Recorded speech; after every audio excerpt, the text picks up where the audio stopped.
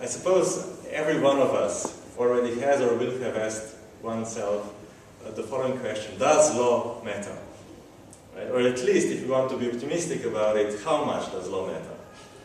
And we can ask this question in an internal sense, right? How much, and this is a debate very close to the American jurisprudence, how much is a decision by a judge, for instance, governed by the questions and issues of law, and how much by other considerations like politics, right, or their own personal ideologies and beliefs, and so forth. But we can also ask it, and it becomes even more delicate of a question externally when we talk about how law, lawyers, and judges are perceived by the society at large.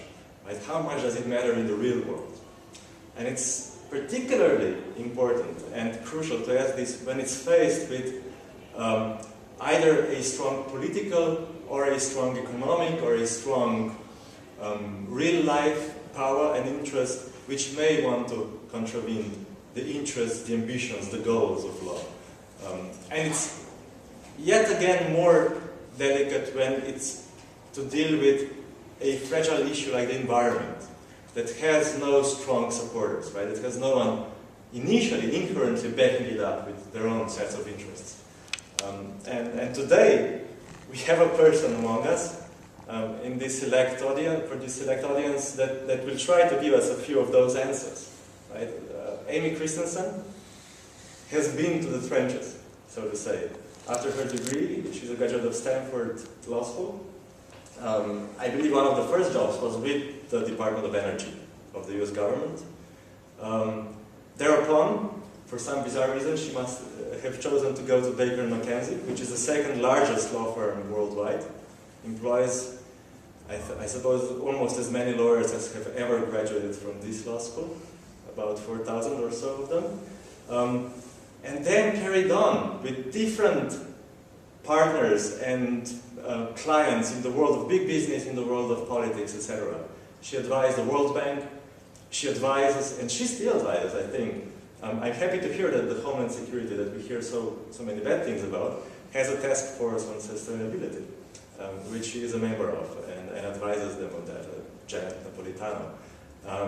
She has worked with the Clinton Global Initiative, and I think also in the time, at least in the time of running for the president with the Obama campaign, also on issues of green energy. So a lot of contacts with the real world out there, and a lot of experience I think that she would be most appreciated to share with us today. Thank you. Thank you very much. I really appreciate the introduction. It is a challenge to talk about the role of law right now. There's far too few of our leaders talk about law and its role in setting norms and standards and really representing the values of what the world cares about and what we're willing to protect and fight for. So I have worn different hats. I've worked in business and worked in politics because law has a critical role to play, but on environment we have to use every tool that we can bring to bear on it. So first, I wanted to step back and talk about what happened in Copenhagen at the global warming negotiations in December, and where are we now. I wanted to talk about what's been happening in the United States on climate change and clean energy issues. It's been a very dramatic couple of years since President Obama came into office, and then where do we go from here? So first, you talked about law. We have a treaty process that was started to address global climate change. First, in 1992, the UN Framework Convention on Climate Change was signed from the United States by our president then, George H.W. Bush, and it was ratified by the United States Congress. So there was a UN treaty on climate change that has been ratified by our government. In 1997, governments came together and added a protocol to that treaty to set binding targets on their global warming pollution, limiting their emissions to a certain level by 2008 to 2012. It was all based upon trying to get back towards 1990 or thereabouts. In 2005, the Kyoto Protocol, as it was called, came into force, and so governments were bound by those targets that they had agreed to there.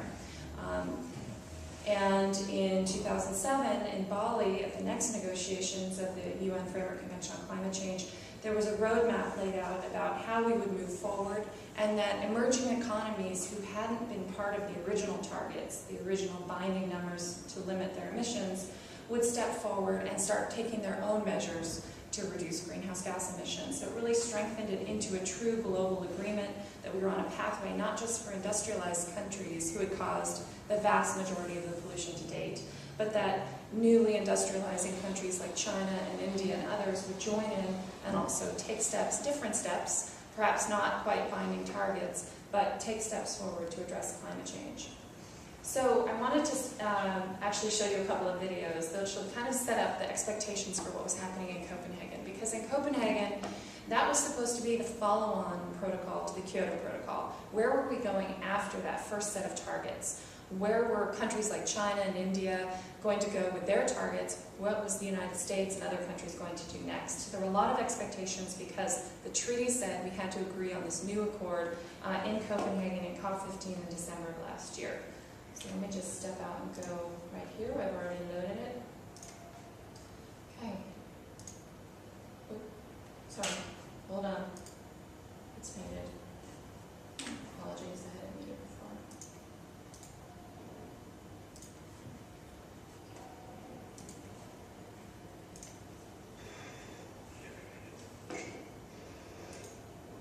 Hey.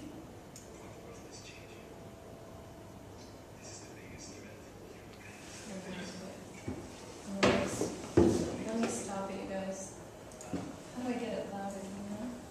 Let's see, I'm not entirely sure that there are. Okay. Are there? Volume. Let's try it.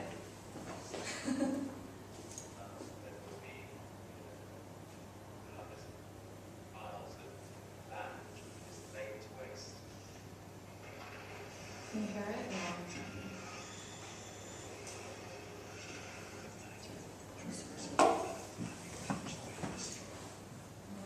What should I do? Because you guys can't. Go to the main one. Go to the one that you had unmuted on there. Yep. See And press if twice. No, that's all at the top. Maybe just press twice. Because then you get a big one, but it's all maxed out, so I don't think So that's... these the speakers. Yeah. But you definitely have a sound system here, right? Yeah.